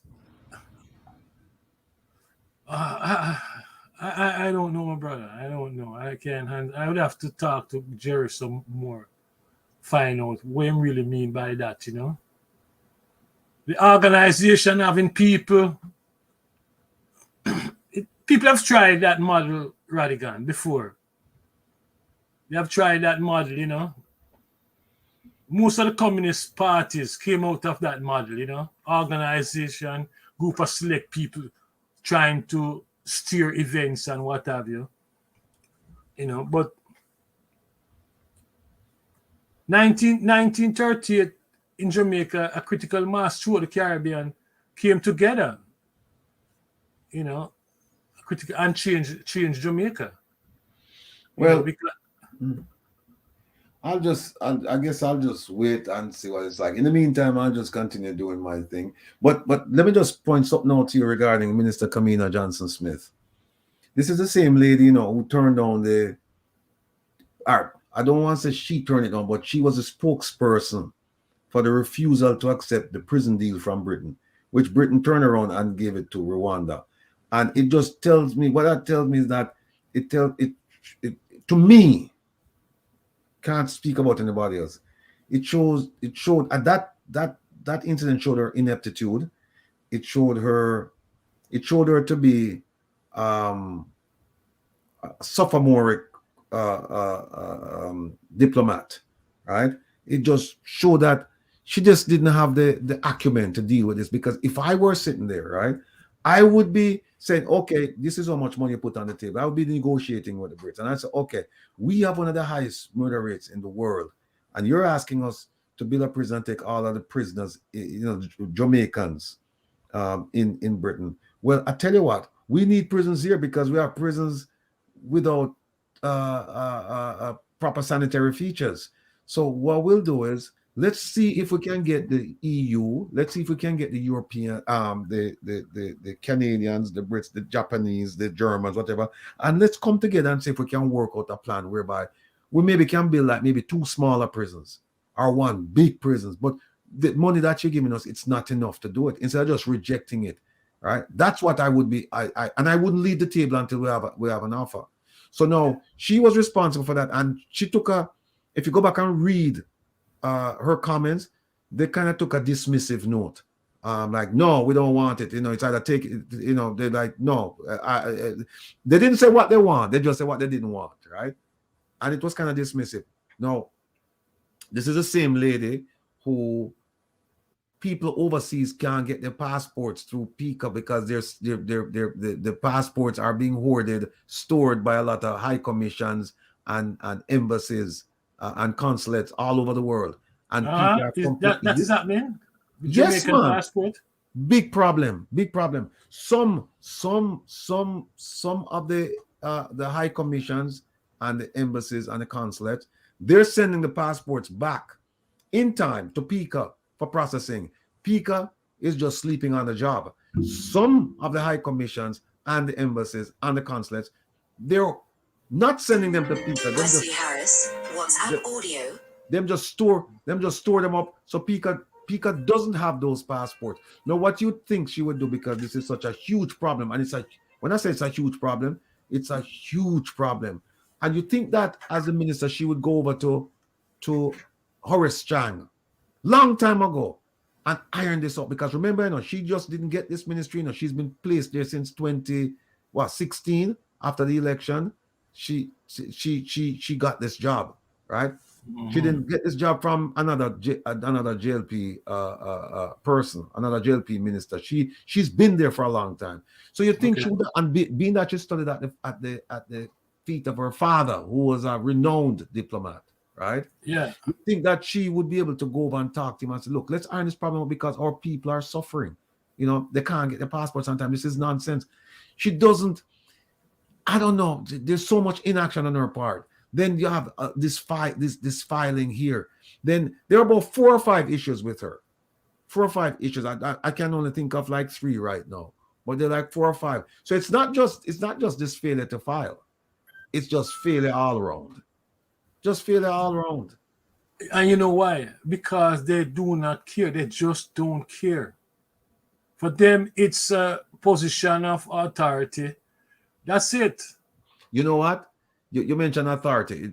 Another point came. It was under her stewardship and leadership that they disbanded whatever the Diaspora group was in 2020 and established the Global Jamaica Diaspora Council and the Youth Council as well. And what happened in 2020? She handpicked most of the people. You're joking. Sure. Are you serious? Hold on, man. You think me around, man? Nah, my things them, brother. No, Because but see, I know Delano Franklin did set up a thing, you know, the diaspora body, you know. no man, I believe me when I tell you, I was gonna talk about it yesterday, but I didn't get a chance. I had it here, but she actually handpicked, especially the youth members. She handpicked them, No, and man, you're people, joking, man. sure, look, It wasn't a democratic vote. some people were. Oh, here it is. I'm finding it. Yeah, how many people? How many people on that body? Hold How many on, folks? hold on, hold on. Give me a second. Let me find the chart. In fact, all right, see Tom.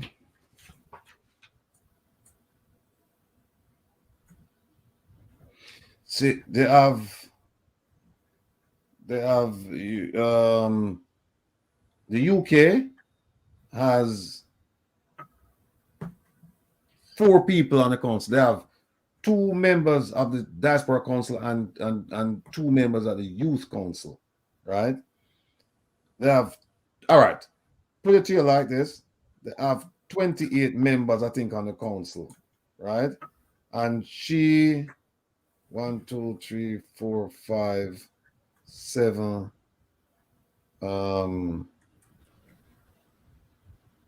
6.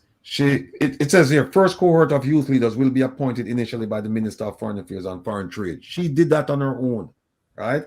Because I have the chart right here. I have the chart, and it shows exactly what she did. And then they have the election. They have the election, and what happened now is that they're picking, they're supporting the people that they support are people that kowtow to them, right? They don't support people. They wouldn't support up somebody like me because me gonna be problem for them, you know. Them no want that, right? No critical mind. Yeah, but I want to read you something here. Where I want to read you something where a diaspora member wrote. Yeah. She said,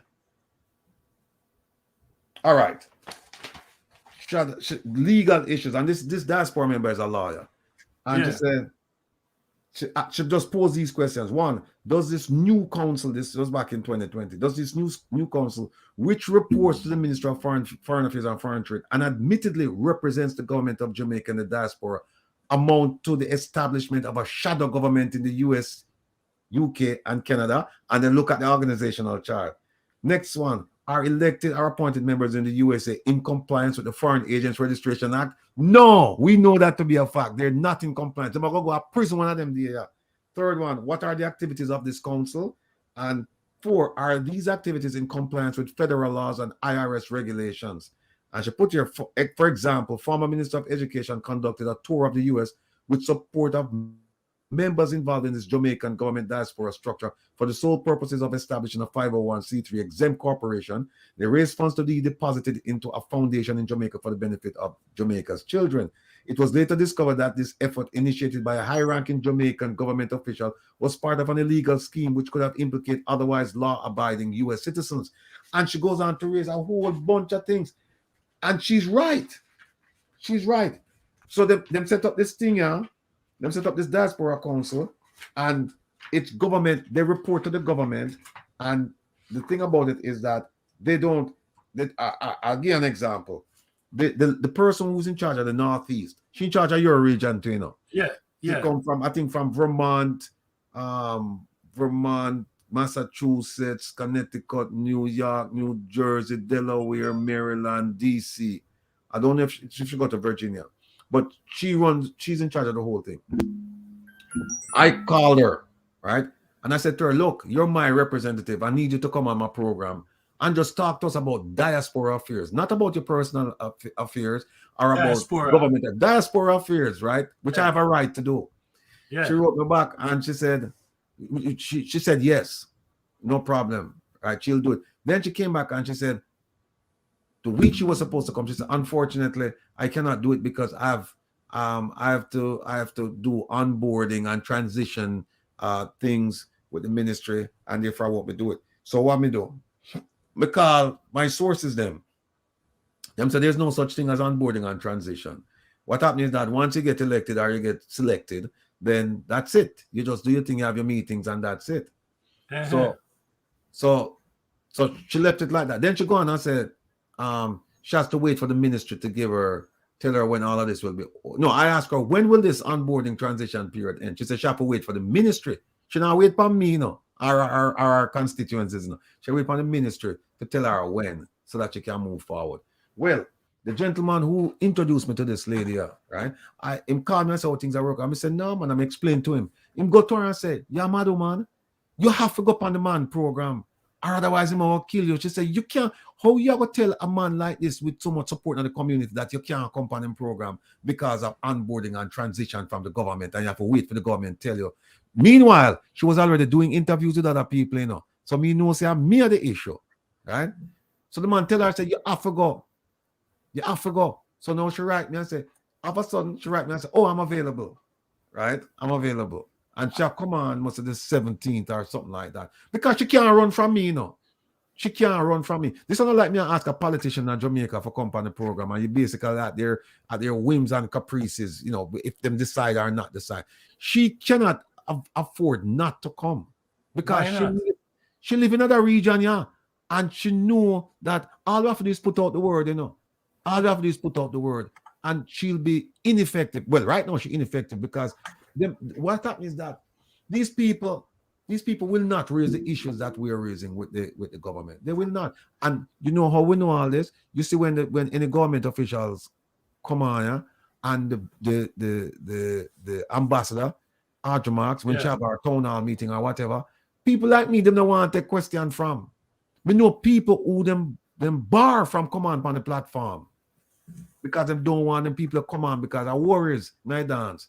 Because we're going to ask questions because we may as start out and say, hey, listen, we're family, and if there's a dysfunction, we need to discuss it. I mean, and we're all at the table right now, so why should I walk away and go talk about somebody behind them back and the person sitting in front of me, and the person is a family member? What are we at Jamaicans? Make we talk. And we talk straight. And them no want. The last time the Prime Minister come here, me pepper him with questions. I know them doing at the chat room. Them divert the questions them to the ambassador's private box, so that the rest of the people them couldn't see my questions. Well, let me tell you something. This gang, these thieves and crooks, they will do anything to hold on to power. Yeah, and I hope you understand that. They will do anything to hold on to power. And they're going to find the little puppets and place them where they can place them, who report back to them directly as to what, and will carry out them games. That's why earlier I said to you, be careful of the ignorant ones, because those are the ones they're reaching out. Right. Just be careful of the ignorant one. But I want to get you asked a question about the critical mass earlier, and some people, some who are watching, some people, folks in the audience have made some comments which I want to share with you. One individual said that Johnson, Kubinia Johnson saga are the trigger. That is the trigger right now to bring the critical mass. The same individual said critical mass equal the least amount of people to start a chain reaction. And that same individual said Rattigan is the catalyst to the critical mass. And you laugh, but that might be true, my brethren. Man, the Jamaican people have been waiting a long time for an advocate like you. Serious, take it from me, man. The ordinary Jamaicans been waiting for years for an advocate like you.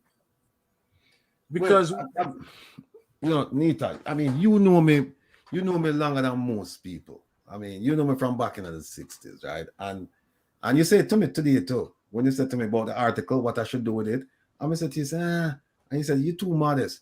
And I'll be honest with you, I didn't come down this path for self-aggrandizement, self-recognition, importance, none of that. I came down this path because of the suffering being endured by communities like the ones I came from. And when I look and I say, but it's not necessary suffering. It's not like it's not like the country going through a crisis and you tell everybody, band your belt, tighten your belt, because we have got through a crisis now and what are we, we are one. No, you see the rich getting richer and the poor getting poorer, right? Mm-hmm. And I'm fortunate to be in a position where I have the time, right? And I have some skill sets to analyze and talk about certain things. And the one thing I'm not short on is confidence, right? I can talk to anybody, right? I don't have any issues with that. And when like, for example, right behind me, right on the street from this place, and I have a cousin and him family, John, a first cousin, my mother, brother, son, and still live at Waterhouse, right? Yeah. Now people who still live at them places, yeah. And when them tell me about the hurt and the pain and the suffering and the disappointment and the despair and the hopelessness, I mean, those things trigger something in me and say, you have to do something about it. You can't just sit back here and enjoy your comfortable lifestyle and say, well, you know what, may escape, make them try and escape. No, it don't work like that. I am my brother's keeper, right? And so I took it upon myself to say, you know what, I'm going to try to do something about this. And every journey, every journey starts with the first step. And changes begin in the minds of one person, man or woman, right? And if I'm that person, then so be it. But I didn't start out seeking to be that person. I just started out seeking to be a voice for change. And like I said before, if should there come a point where they take care of the poor people, then there's no need for me.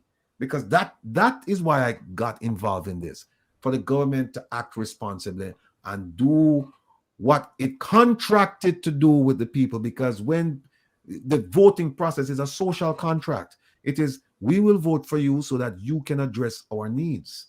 But what's going on is we have voted for them and they've taken care of their own needs. So they have breached the contract. It's a social contract with a bunch of lawyers who know the system. And they're the one who set up the rules. And that's why you need somebody like me. I'm not the only person doing this, and I hope that we'll be joined by many others. Because, I mean, we have had a certain skill set now that we can look at a document and we can analyze it. Or when people speak to us, we can look beyond the string of pearls, the words. Yep. We can look beyond it and parse it and say, well, okay, what does this mean? And we can ask the right questions. A lot of our people in Jamaica right now, a lot of them, they hear and it just sounds good. When a man can talk, and it don't sound like him and repeat himself, them say, what man, right, and him used to $10 words, why man, bright. But if you ask them, Wim just don't tell you. They don't know. They don't know. And that's where we come in to say, Wim just don't tell you, is that I'm going to screw you. That's why him just don't tell you. And let me explain to you how am I going to do it. And then you break it down to them. That's the purpose we serve. At least one of the purposes that we serve right now is to be able to analyze information and disseminate that information to our people so that they can be a voice and be a voice for the voiceless. Yeah. Because if nobody stands up for them, if nobody stands up for them, it's business as usual. Yeah. And come to think of it, I'm motivated for the very same reason, because people ask me, why am I so big on Waterhouse and what have you? And I said to them, listen, Waterhouse is me and I am Waterhouse forever because of what I have experienced and people and the suffering and the violence and what have you, So I agree with you, man. We have to be a voice for the voiceless. Or else these guys, they come in at the community and them go in a different community. And I'm just rip left, right, and center. And while doing that, they have the biggest smile on their face. Try. We talked about the clans, right? When was the last time your politician said, I'm going to take somebody from a disaffected community, right, and I'm going to train that person. That person is going to be my understudy. I'm going to take that person to Parliament with me, and so that they can understand the whole You crazy? process. Yeah. Are you crazy? When was the last time you heard them say, I'm going to try to develop the skill set in this community so that these people at some point can take care of their own destiny? They won't need me. When was the last time? Some people might say that's suicide. Why would you do something like that? But that's development. That's development. And so the development is bigger than the person, right? But they don't do that. What they do? Them bring in them family members and you know why? friends. You know why they don't do that? They don't do that because they do not want to share the spoils. They don't want to share the power, the authority that they have. You know, they don't want to share that. They want to be in a position where they can dominate people's lives. Well, you see, that's why when you said to me, "Hey, you should have, you should have been the MP down there," I laugh, but I mean, it's a good point because here's what happened. If I were to become the MP at Waterhouse, you think would I treat Waterhouse like all of the MPs them treat Waterhouse before? No, Never. Because of my people, I my place that, and it's my responsibility and my duty and my honor to take care of them people there. I'm going to pose a question to you. Have you seen any politician that come into the community and help the people them start their own business? Waterhouse? Yeah. No, sir. You're not going to see that. They'll come in and hand out. But to help residents start their own business, they will never do that. No. Because that represents organization of the people. And they don't want us to be organized. Mm-hmm. They don't want the people to be organized. As long as we're disarray and disorganized. And dependent. As long as we are disorganized, in disarray, and as we're dependent, that those things satisfy their purposes. Of course. Right. And that's why they forever will try to hold us back. You know, they want to put on the laws and what have you. And man, it's a sad state of affairs we're bridging, but we can't give up. No. We still have to push along, you know. No. Again, I tell you this, my brother, take it from me. The ordinary Jamaican people been waiting for a voice like yours for a long, long time. You know, since the 1970s, you're the first one around, man. And on that article, I'm serious, bro. That article, you should frame it. Because that's one of the problems with us, you know. We do a lot of work, but we don't document it. And as a result, our children know nothing about the work that we perform. You know, we don't document it. And so I urge you, get that Gleaner article, have the Gleaner article, frame it and send it to you, man. Put it up on your wall because what you are doing is so essential. You understand, my brother? I want to read you something. Hold on then. I just want to read you something that I said yesterday. Because you were saying that, you know. Hold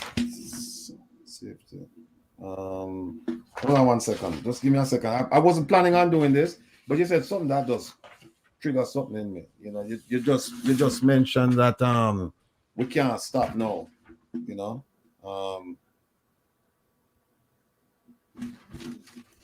We can't stop. Okay, all right. Here it is. It's it. All right. This is something I said yesterday, and it's worth repeating. I said, protests are going on, markets are being burnt down, roads are rivers and craters. Promises like fixing the water problem since 2016 have gone by the wayside. Poor people are risking their lives on a perilous journey to enter the US via Mexico because of hopelessness, despair, and poverty. And those who remain behind are suffering like never before. And despite Jamaica's approach to being a failed nation, we are not going to give up because that's our piece of the rock, our jewel. We are going to continue to fight for dignity. We are going to continue to fight for pride, for happiness, economic success, safety and security, education, housing, healthcare, etc. Because at the end of the day, it's ours. And that's all we have. If we abandon our efforts, our inept, greedy, and corrupt leaders will continue to sell us out to the bidders, not even the highest bidders. And this has been going on for ages. And we will be a ship without a rudder and a failed engine. The struggle will continue. This is what I said yesterday. And on that note, I want to thank you very much, my brother. You know, always a pleasure. you're my co-host, you know. My co-host, I really thank you, you know, and I hope the listeners found something, you know, well, something they can chew on. Listen, if you want to stay in contact and learn when we are broadcasting, just like and subscribe to our channel, Waterhouse Vibes. You know, just two brethren from Waterhouse, we gather on Sundays, we just talk our talk. Exactly. You know, and our talk is Real rooted talk. in- Our talk Yeah. is real talk. real talk, because it's not a book thing. It comes from real life experience in and outside of Waterhouse, and Waterhouse is our anchor. So thank you very much for taking part. I see we had quite a few comments here, and look like we are connecting with some people, Brother Radican. So until next week, Yes, same sir. time, Take 4 care, sir. p.m. Bless up. Waterhouse Vibe. Love my brother. Cool. Bless up. All right. Yes, I.